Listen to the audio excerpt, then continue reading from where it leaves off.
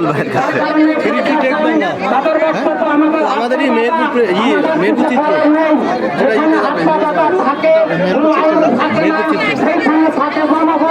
আমাদের বাংলাদেশে পর্যন্ত জনগণ কোন সময় আন্দোলনে ব্যর্থ হয়নি।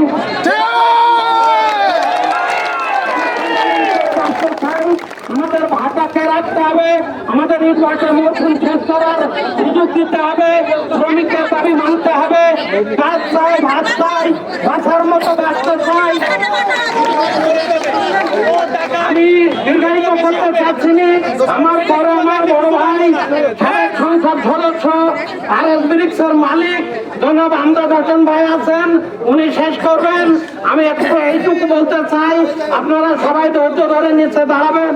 আমাদের কথা শেষ হওয়ার পরে আমরা উপজেলা নির্বাহী কর্মকর্তার মাধ্যমে আমাদের কেন্দ্র কমিটির সিদ্ধান্ত অনুযায়ী, এই সিদ্ধান্ত আমাদের না, বাংলাদেশ ইট প্রস্তুত মালিক সমিতি কর্তৃক এই সিদ্ধান্ত সারা বাংলাদেশে একযোগে সকল উপজেলায় এই স্মারকলিপি, তারই ধারাবাহিকতায় আজকে আমরা গাংনী উপজেলা নির্বাহী কর্মকর্তার কাছে এইখান থেকে আমরা ৫-৬ জন মানুষ উপরে যাব।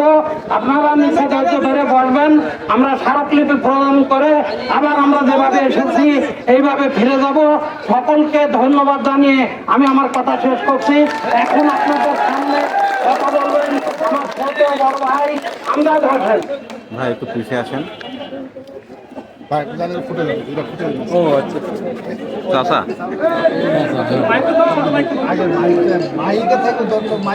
আমি এই কথাটা সকালে